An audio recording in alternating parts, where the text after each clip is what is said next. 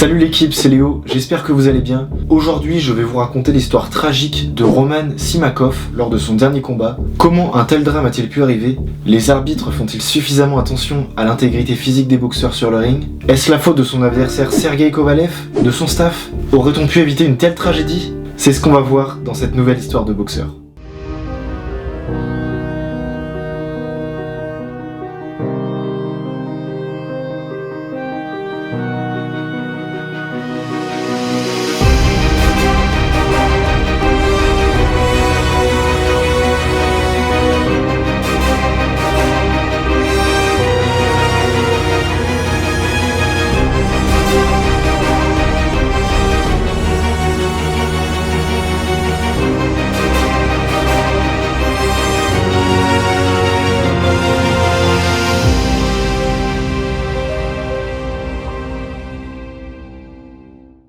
Nous sommes en 2011 et Roman Simakov a 27 ans.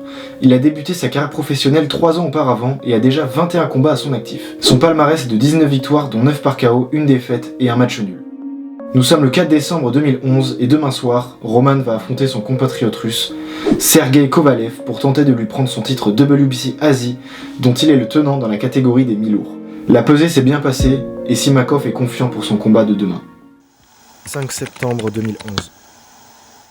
Le combat entre Roman Simakov et Sergey Kovalev au DIVS d'Ekaterinbourg en Russie va commencer. Le match est arbitré par Victor Pantin. Les deux boxeurs se tapent dans les gants, le gong sonne et le combat commence. Premier round. Roman se défend plutôt bien, mais Sergey semble être plus technique. À plusieurs reprises, Sergey traverse la garde de Roman. Боксеры, я имею в виду россиян, они выходят драться уже за международный титул. Это очень приятно. Да, безусловно, но титульный бой, как я уже говорил. Но, по крайней мере, наблюдая за этим боем, я пока... Deuxième round. On assiste à beaucoup d'accrochages. Kovalev commence à réellement prendre l'ascendant sur Simakov et réussit à lui porter plusieurs coups nets et puissants. Чуть ниже пояса сейчас был удар. Этим боксеры разойдутся. Немножко преимущество Ковалева вырисовывается. Там, когда человек готовится к бою, у него Проблема. Приходится вызывать спарринг-партнеров из разных стран. Квалификации. Так. Посмотрите. Похоже, попал в туловище.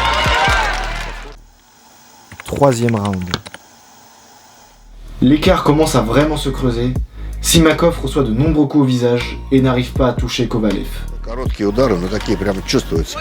Сухие тренироваться в США. Конечно, недостатка вот в практике. Там, вот я смотрю по его послужному списку, ведут. По кого сейчас попал? И снова. Le scénario se répète dans les rounds 4 et 5. À la 43e seconde du 6e round, la pression de Sergey porte ses fruits et Roman met un genou à terre. Il se relève rapidement et paraît encore en état de combattre.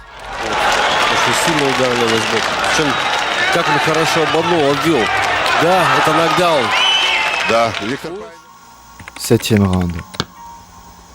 Les deux boxeurs s'observent, le rythme est plutôt lent. Au bout de 47 secondes, Roman Simakov tombe sous les coups de Kovalev. Страхом получить удар, да, на мушке совершенно точно, вы заметили, вот нашли нужные слова. И это психологически. Похоже, все. Похоже, он просто не выдержал, сломался. Да. Это нокаут. Ну сколько можно ударов пропускать? Все. Ему просто плохо, посмотрите. La manière dont il s'écroule laisse à penser que quelque chose ne va pas. Quand il se relève, il paraît perdu, reste immobile, debout, et l'arbitre arrête le combat. Son coin vient le soutenir lorsqu'il perd connaissance et le dépose dans la civière. Il a directement été transporté à l'hôpital et est resté dans le coma pendant 3 jours, mais les médecins n'ont pas pu le réanimer. Le noble art est un sport, mais c'est également un combat entre deux adversaires dont le but est de mettre KO l'autre.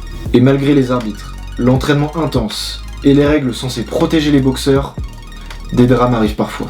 C'est ainsi que la Fédération russe de boxe a annoncé le décès de Roman Simakov le jeudi 8 décembre 2011. Il avait 27 ans. Après ce drame, beaucoup de fans ont rejeté la faute sur Kovalev, y compris la famille de Roman, qui a ensuite lancé des poursuites contre Sergey. Elles n'ont pas donné suite car il ne peut pas être tenu responsable de ce décès. Mais n'est-ce pas plutôt la faute de l'arbitre qu'il faut blâmer? C'est le travail de l'arbitre de protéger le combattant. Ou que diriez-vous du coin de Roman? N'aurait-il pas pu jeter l'éponge? Remettons les choses dans leur contexte. Il faut savoir que Simakov a combattu 22 fois en 3 ans. Or, pour tout boxeur professionnel, combattre 7 fois par an est très difficile à récupérer. Dites-vous que la plupart des combattants professionnels ne combattent que 2 à 4 fois grand maximum par an. Et quand on connaît son destin tragique, Simakov a certainement accumulé de nombreuses lésions cérébrales lors de tous ses combats précédents. Et Kovalev n'a juste pas eu de chance, et c'est lui qui lui a porté le coup fatal. Je pense que si ça n'avait pas été lui, ça aurait été certainement son prochain adversaire. Aussi, je ne vous l'ai pas dit, mais dans le 6ème round, le coach de Roman avait demandé à l'arbitre d'arrêter le combat au vu de l'état de Roman à ce moment-là, et surtout vu comment se profilait le combat. Il n'avait aucune chance de gagner face à Kovalev. Cependant, l'arbitre a estimé qu'il était encore en état de poursuivre le combat. Ну, тот такой же дебютант был, как и Сергей. А потом все пошло по нарастающей.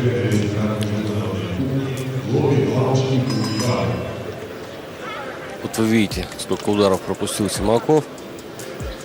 Да, не просто ему было в этом раунде, в этом 6-м раунде, но бой. Lorsque Roman est mort, Sergei a été mis au courant au téléphone par son coach. Il s'est effondré quand il a appris la nouvelle et n'a pas voulu y croire. Le père de Roman a tout de suite tenté d'appeler Sergei, mais est tombé sur son coach. Il lui a dit que c'était de leur faute et qu'il lui avait pris son fils. Sûrement ce que dirait un papa effondré par la mort de son fils, cherchant désespérément un coupable. Malgré le choc psychologique que cela a représenté pour Sergei, il a tout de même combattu 6 mois après et est devenu champion du monde 2 ans plus tard. See how he's going at the body? He knows he hurt Beverly to the body at the end of that last round. And body shots are not easy to recover from like head shots are. Too much. This is too much.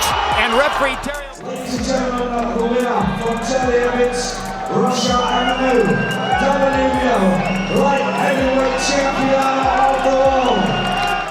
J'espère que cette nouvelle histoire de boxeur vous a plu. Dites-moi en commentaire de qui vous voudriez que je parle pour ma future histoire de boxeur. Pour écrire cette vidéo, je me suis servi de plusieurs articles que vous retrouverez en description et surtout du documentaire Life After Days, The Saugest Fight for Sergei Kovalev, qui raconte l'histoire de ce combat et notamment le point de vue de Kovalev et ses proches. Vous aurez aussi le lien en description. Je voulais particulièrement vous remercier car on vient de passer les 1000 abonnés, c'est vraiment énorme. Donc si ce n'est toujours pas fait, je vous invite à vous abonner, activer la cloche pour recevoir les notifications et liker la vidéo si elle vous a plu. Également la partager à vos amis, c'est le meilleur soutien que vous pouvez offrir à la chaîne. Et sur ce, on se retrouve très vite pour une prochaine vidéo. C'était Léo, bye.